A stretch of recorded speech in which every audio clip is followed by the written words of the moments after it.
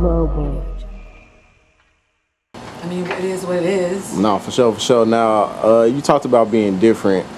Like, I don't know if you really want to speak on it, but if not, I'll edit this part out. But I know you are like in an interracial relationship as well. Yeah. Now, how did that come about, and were you always like into another race? Yeah, races. White dudes. I've actually did a whole bunch of races, but no. So, okay, I'll say that like, so I grew up in Lakeview, and in that time we moved to Lakeview in like 1990, 91, right? I'm telling you, we were like the only black family in that neighborhood till like 2003, right? Yeah. And I don't remember. I guess I was too young. My sister said they used to like burn trash on our lawn, like that type of shit. I don't know, whatever. I don't remember that shit. But my sister said they used to do that. So basically, I've always grown up, you know, around like a lot of white people. But I would say, you know, I went to Lusher and Ben Franklin, and I'd say that was some more metropolitan, you know.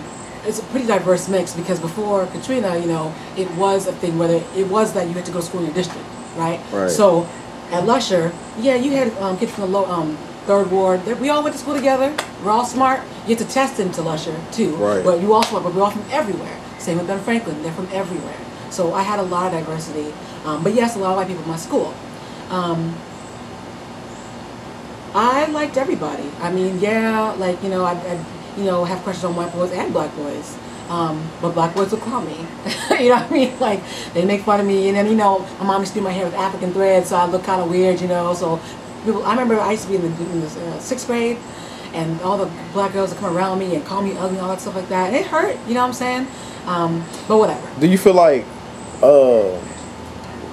you still suffer from some traumas of like people teasing you of your skin color today? Because I only ask you this because I have dark skinned homegirls, you know what I'm saying? Yeah. And I was gonna do a podcast like with light skinned women and dark skinned women, actually talking about their struggles, and because I feel like people like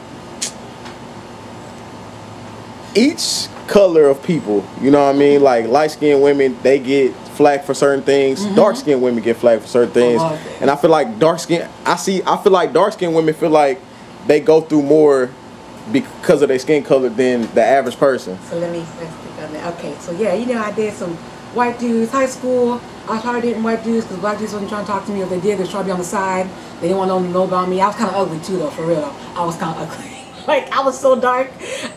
My friend, she saw my passport picture, 160. She said, "You look like Lil Wayne." Like, I was not cute. Okay, so I was not cute, right? Okay, so yeah, if I ever did mess up black dudes, it was like they didn't want no one to know, you know what I'm saying? It was on the side. And okay. Then, and so I knew growing up that I was never going to find my husband in New Orleans. I knew that. Because I was not light skinned. They didn't like dark skinned girls, you know what I'm saying? No one ever wanted to claim me and say, "Oh, that's my girl." I saw I was kind of ugly, but you know, whatever. So I knew that. Okay, so I went to college in Chicago. So this is 2005. And I remember when I was so excited to go. I was like, "Oh, I'm gonna meet my man up there." You know what I'm saying? Like, I'm gonna date all these black guys. You know, I was on Black Planet for a little bit. You know what I'm saying? Yeah. I was thinking, because you know, I felt okay. You know, I'm 18, 19. You know, so it's my responsibility. I gotta find my black king. Like, you know, I gotta get this black love. You know, I was all about it, right? I dated black guys, and they just. Some of them, I mean, obviously didn't work out because I'm not with them one now. But it was kind of like the same thing where. You know, they didn't want to be out in public with me, or I was always a side chick, but I never knew until the last minute when the girls looking for me, trying to beat me up. And it's Chicago, so I'm like, I'm not trying to get in no trouble, you know what I mean? Like, so either I was a side chick, no one ever wanted to put me first. I remember this one guy I liked so much. I begged him to take me to Ebony Ball, and he would not. I begged, you know what I mean? Like, so after that, I was like, man, and then when I was graduating, I graduated college, and I was dating this black guy. He was fine as hell, and we'd been talking for a little bit, and we'd gone a couple dates, and it's like the third date, right? He called me, he's like, "Oh, I'm on my way over," you know. I was like, "Okay, cool," and he called back 2 months later. He's like, "Hey, yo, we gonna fuck tonight?" I was like, "No," and then he's like, "All right, I ain't coming," and that's it. He just. At least he showed himself for who he was. You know what I'm saying? Like, sure. But it was like that all the time. Damn. And so about 2 or 3 years of doing this, I gave up. I said, "Wow, okay, these black dudes, they just not really okay, cool." So then I was back open, to like anyone who would treat me right.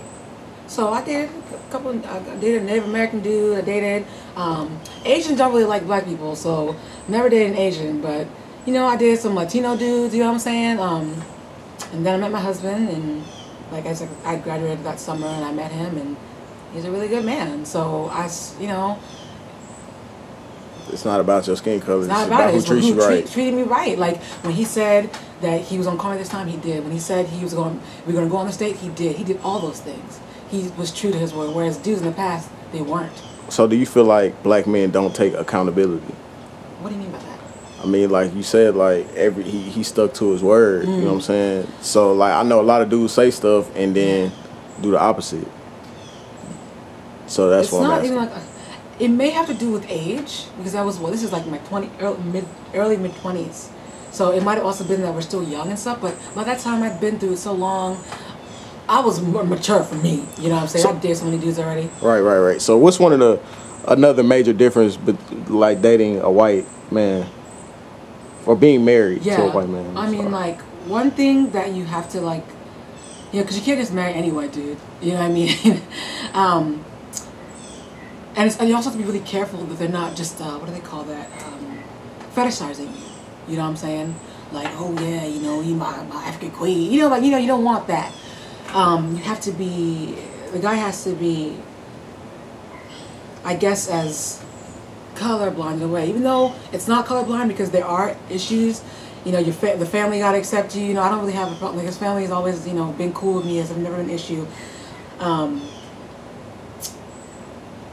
I think. I mean, I will say that in this like climate now, you know what I'm saying?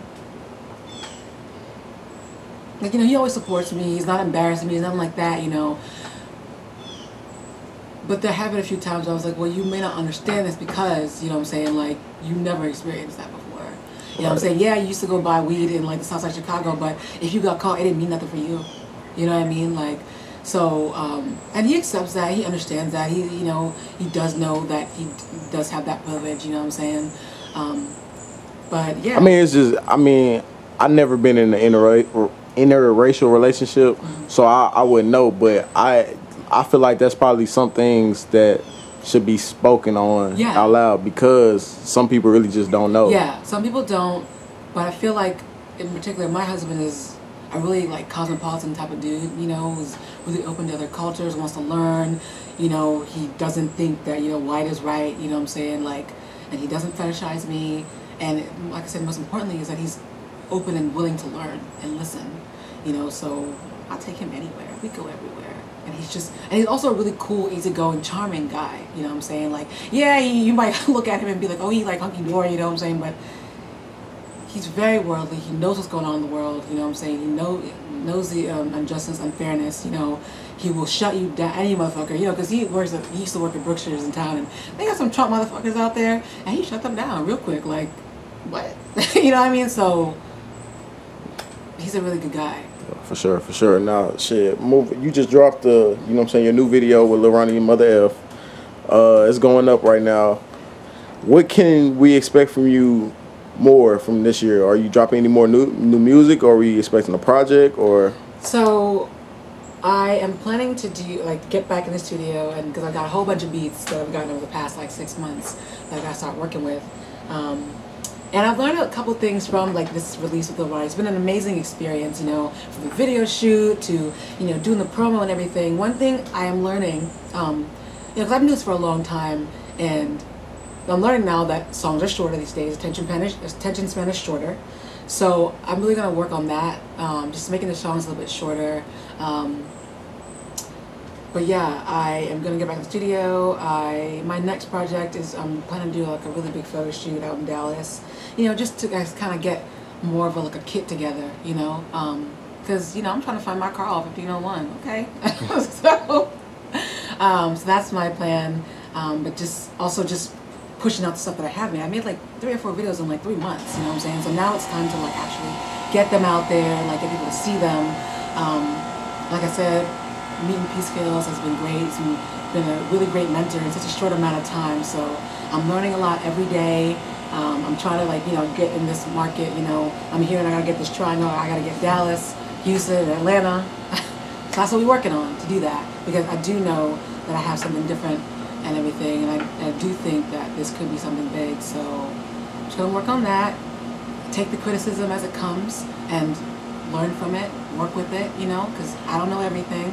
We might have some valid points. So for sure.